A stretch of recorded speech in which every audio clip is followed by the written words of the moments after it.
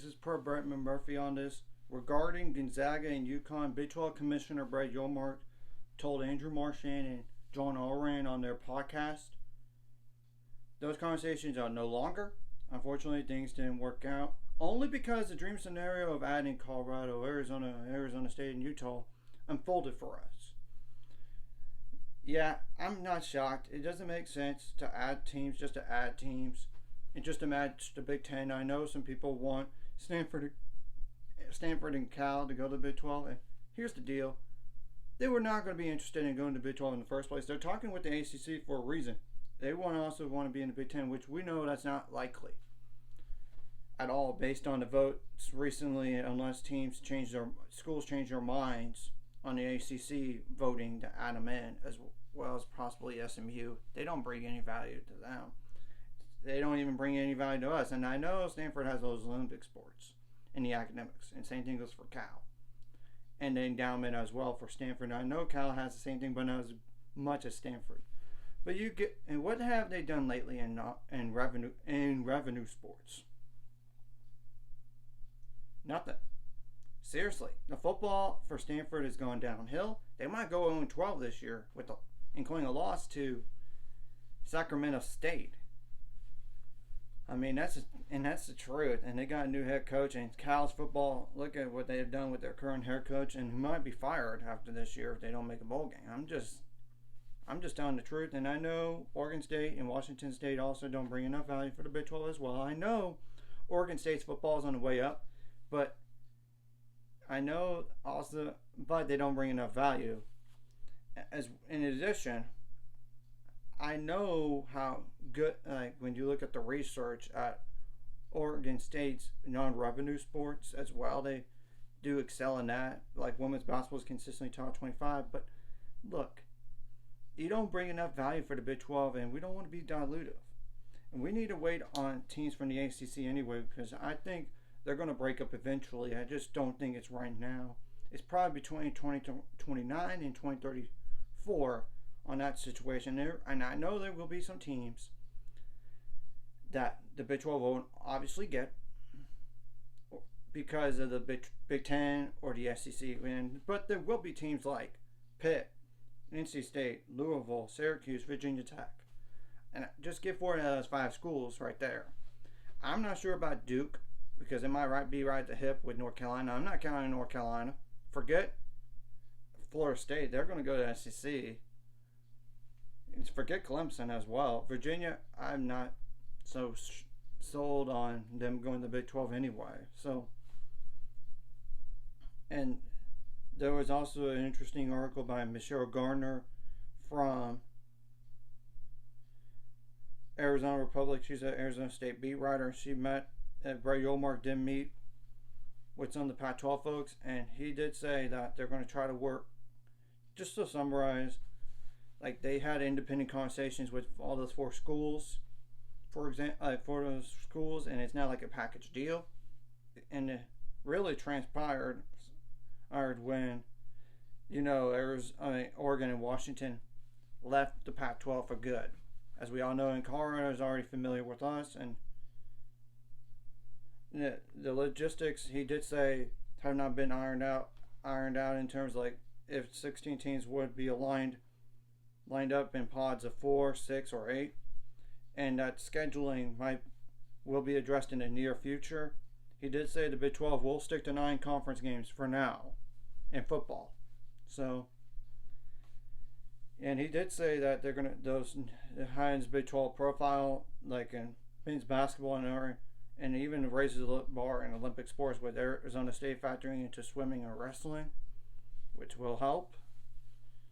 He did say that he did say that we've gotten stronger in so many areas and really impressed by the level of performance in Olympic sports that Pac-12 had. One of the goals in advance of expansion was to elevate and amplify Olympic sports and to tell the incredible human interest in those sports. He also thinks their addition has improved in baseball, softball, and women's gymnastics. And he did say they're going to be later on this week with all the athletic directors with scheduling in Dallas, with scheduling as a major topic. And he also plans to visit all the new 4 schools in Colorado, Arizona, Arizona State, and Utah. And he did say that that is at the top of the list that we have to address, and we will have some committees made up by our membership and start getting out all those possibilities and keeping the student athlete health and well-being as a priority. And we've always had that as a guiding principle, and when it comes to scheduling, that will continue. So, and he's excited that both Arizona schools brings another great rivalry to the conference, and of course another new one with BYU and Utah. I mean, that's the truth. And like the departures to the Big 12 combined with the defection of the 4 teams leaving the Pac-12 just leaves the Pac-12 with 4 schools in Stanford, Cal, Washington State, Oregon State, and a failure to secure a media rights deal proved the factor, and of course, and the pivotal factor in the conference realignment here. And he did, in any speculation that it might extend a lifeline to any of those 4 remaining schools. Cal and Stanford have reportedly, as we all know, informal talks with the ACC, and we know that the ACC, based on the votes right now, would be one short, 11 out of 15. They had to get 12 out of 15 in order to get in. And there could be some merger with the Pac-4 schools with Mountain West under one conference umbrella or the other. I don't see any Mountain West schools leaving to the Pac-12, and I don't see any American schools like Tulane going to the Pac-12 either. Look at the buyout, and look at the timeline, too, for the American. Of course, we know the buyout for the Mountain West is ridiculous. I mean, no school is going to be able to afford that. So, yeah. And I did do some research as well on how many Big 12 teams per sport starting in 2024. Of course, football is 16, women's basketball is 16, you have men's basketball 16, women's basketball 16, like I said, women's tennis 16, men's tennis is 9, equestrian is 4 if you include Fresno State into that mix, which I know they're not part of the conference, any other sports, as we all know, but they're in the Big 12. Women's volleyball has 15, men's golf has 16, women's golf has 15, I believe, and I believe these numbers are correct, but correct me down in the comments if you know that your school doesn't have this. Men's cross country, I believe, has 14 teams. Women's cross country 16, men's track and field 15, women's track and field 16, women's soccer 16. Baseball has 14 teams. Softball 12 teams, men's swimming and diving 7 teams, women's swimming and diving 10 teams. But I know some of that might include some other teams on other different conferences. Women's rowing 5 teams.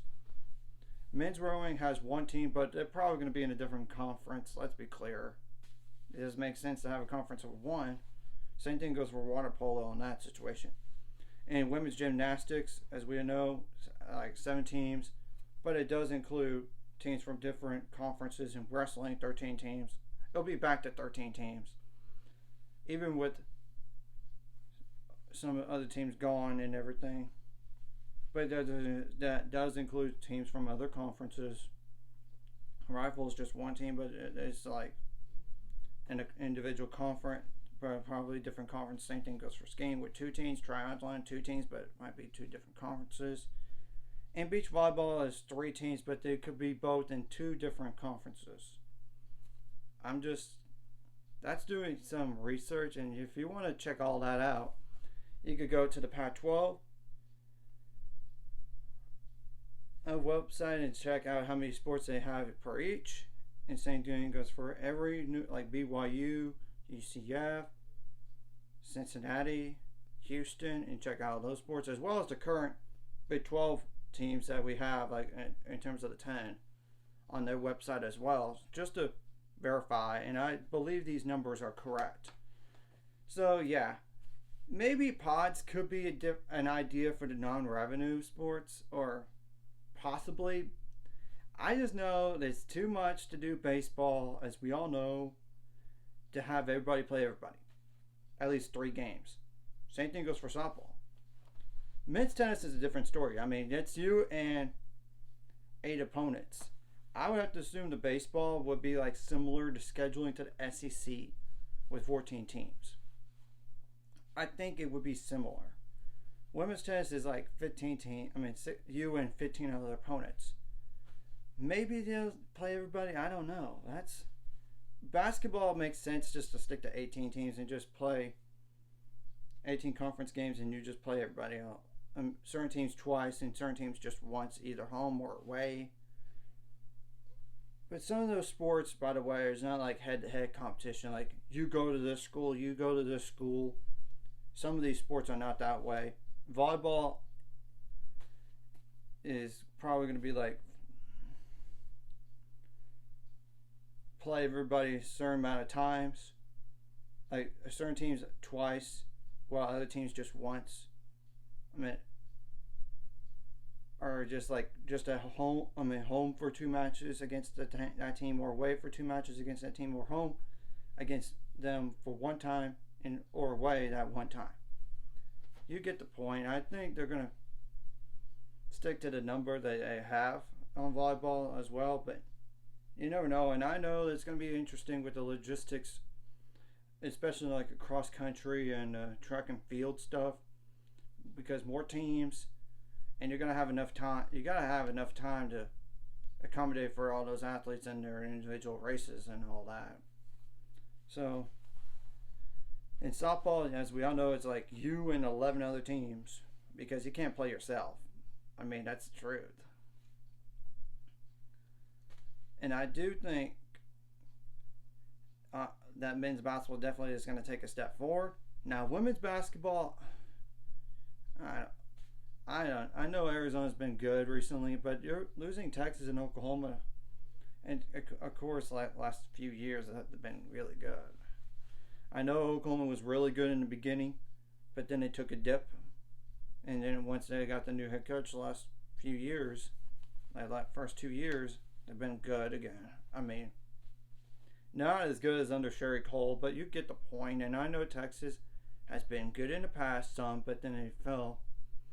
Not really fell a lot, but you understand what I'm saying on that. And I know women's tennis is going to be a little diluted because Texas in the last since 2018 they have won the Big 12 multiple times, including winning back-to-back national titles, mind you. And I know, and honestly, Oklahoma is not really that much a loss. I know that what they have done the last 2 years has been good for the program, but when you look at the history, it's not that.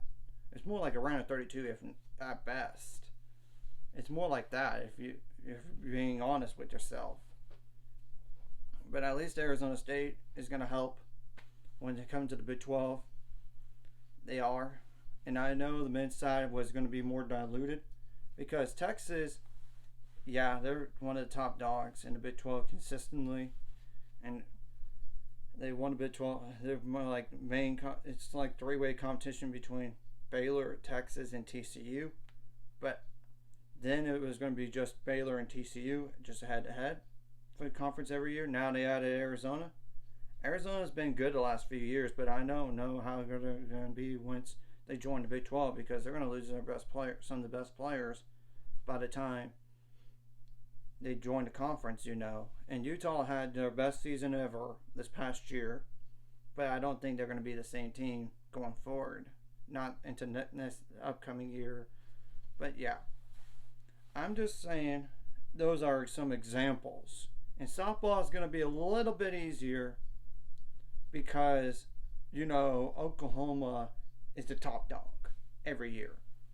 But that doesn't mean, and we know Texas has been better in softball recently as well. So it's going to get a little weaker in that sport, but not tremendously weaker because Utah is good. They were really good in softball this past year. But how they're going to do in the Big 12 going forward, I don't know. And I know Arizona has been really good in the past as well. So yeah, I think it's going to be about the same, maybe, possibly, maybe a little bit worse. Maybe.